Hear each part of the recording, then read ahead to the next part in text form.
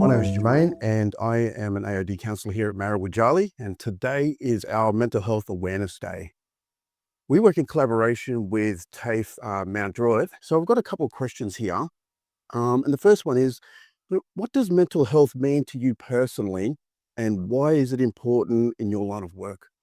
Oh, look, mental health for me personally is about, looking after what's going on up here, making sure that, you're taking some time out to look after yourself, talking about the issues that you might be having, and having somebody that lend an ear to. And it's really important in this line of work because if we're not looking after our own mental health as a worker, well, we can't really help other people who might be going through some struggling things or some tough things as well. So, Joe? Me personally, I think it's just more so about having the strength and the courage to speak up and in regards to what you're going through, and just knowing that, there are certain service that can really help you in regards to what you're struggling with. Mental health to me personally, that would mean looking after myself and making sure that I can get through challenges and be able to stay focused. And what does it mean in my line of work? Mental health, it helps people make progress and get outcomes in their life that they would like to get. What are some of the challenges Aboriginal people face when seeking mental health support, and how can services be more culturally respectful? Oh, look, I think it's pretty well documented the challenges that Aboriginal people face, from the stigma and the discrimination, that's gone back for hundreds of years or since colonisation, so it's had a lasting impact on today. So the challenges they face is sometimes not knowing whether to go in and who to speak to. Yeah. They don't have a friendly face or somebody familiar to support them. And so I think that services could be more culturally respectful by having Aboriginal workers, but also acknowledging the lands that they're on and having signage and things around the buildings so that people feel comfortable to come in. I think, with the stigma itself now, for men, there's it's very hard for men to be vulnerable, speak about their vulnerability. But I guess for it to be culturally respectful, I guess getting more insight, more knowledge in regards to traditional values, cultural values and traditions, just knowing about especially the Torres Strait and Aboriginal lines of things. Challenges people face, would be there's a lot of stigma involved. There's a lot of judgment. There's a lot of fear people might have when they might not know what someone is going through. And I would say mostly judgment and stigma.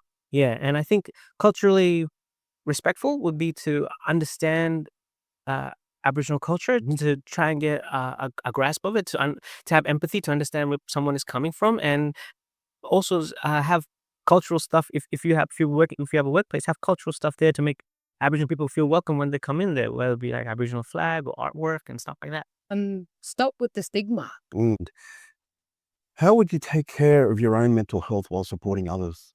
The easiest way I found to do that, but also the hardest, is having boundaries. So if you're able to have boundaries in terms of looking after yourself and what you're okay with, and you're able to communicate that respectfully, then you're able to look after yourself and in turn able to set clear guidelines and grounds of how you can help other people. And then there's a structure and you can work with that and through that.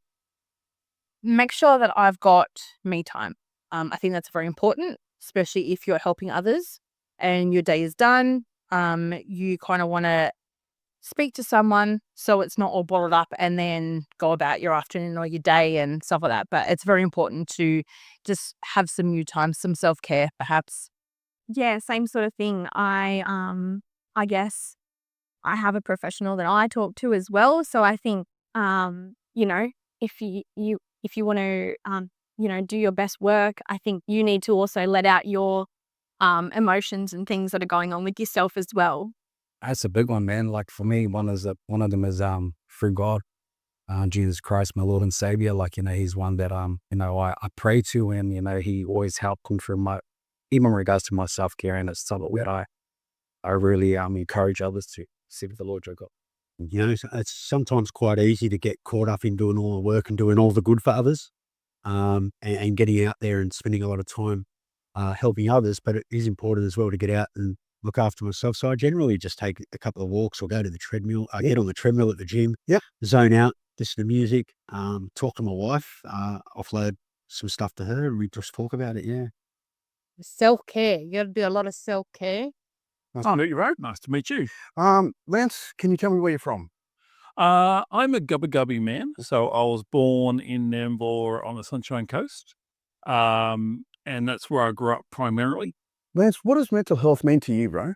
Mental health for me was just, it was not knowing what positive relationship building was. It wasn't knowing about how I was to be a man.